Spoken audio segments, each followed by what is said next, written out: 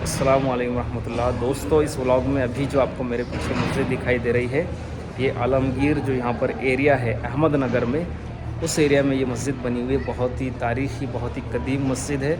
और देखिए माशाल्लाह, मतलब जिस तरह से औरंगाबाद में आप लोगों ने देखा बहुत सारी ऐसी मस्जिद है जो मतलब बहुत ही पुरानी इस तरह की दिखती है, सिमिलर जैसी दिखती है। ये भी उसी में से एक मस्जिद है।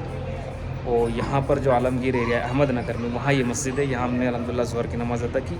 अब और कुछ चीज़ें हैं जो अहमदनगर की तारीख़ी चीज़ें, वो आपके साथ इंशाल्लाह शेयर करेंगे। अस्सलाम वालेकुम रहमतुल्लाहि व बरकातुहू। जिस तरह से हमने मस्जिद आलमगीर और मदरसे आलमगीर आपको दिखाया है, उसी में कुछ हाथ से लिखे हुए कुरान पाक है, जिसमें से ये कुरान पाक है जो औरंगज़ेब रहमतुल्लाह अलैह के हाथ से लिखा हुआ है। और उनकी यहाँ पर मोहर भी आप लोग देख सकते हो।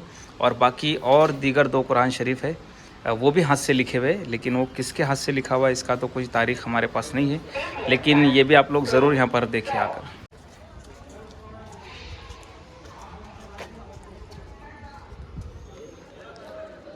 यह है बारादरी। बारादरी मतलब 12 दरवाज़े, जहाँ पर मशवरा हुआ करता था, जहाँ पर ख़ास तरह से मीटिंग होती थी बादशाह की। तो ये औरंगज़ेब रहमतुल्लाह अलैह के टाइम का बना हुआ है। और उसके सामने ये पुराना एक स्ट्रक्चर है, दफ्तर जिसे अभी कहा जाता है। अब ऊपर का हिस्सा नया बनाया गया। ये आप लोग जो देख रहे हो, ये है बारादरी। अंदर से कुछ इस तरह से दिखता है बारादरी, जो कि मदरसे आलमगीर में बना हुआ है अहमदनगर में। ये मदरसे के बच्चे यहाँ पढ़ते हैं, तो ये उनकी जगह है फ़िलहाल। यहाँ से ये लॉक किया हुआ है। इसके ऊपर जाएंगे हम जब छत पर, टेरेस पर, तो वहाँ पर वो तख्ते देखेंगे इंशाल्लाह।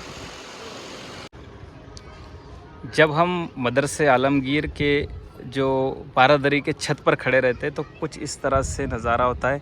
इस तरह से मदरसा और मस्जिद दिखाई देती है। और ये जो जगह आपको दिखाई दे रही है, ये जगह मतलब सैनिक वगैरह यहाँ पर शायद खड़े होते होंगे उस टाइम।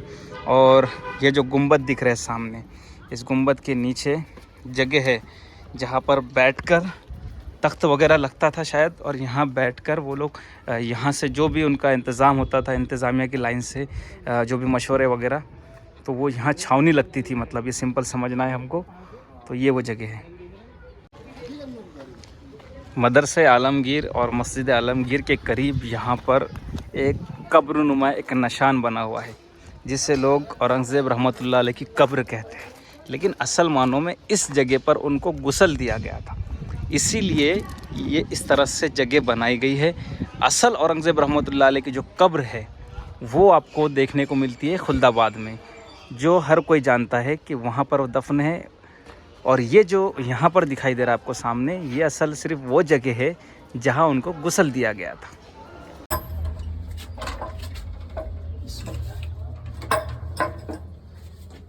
हम लोग जो आए हैं, ये है खानकाए आलमगीर। यहाँ पर अहमदनगर में, जहाँ पर आलमगीर नाम से मदरसा है, मदरसा आलमगीर, उसी के नाम से मस्जिद आलमगीर, शायद मस्जिद का नाम भी वही है। और उस मस्जिद के नीचे अंडरग्राउंड में ये खानका है, जिसे खानकाए आलमगीर कहा जाता है।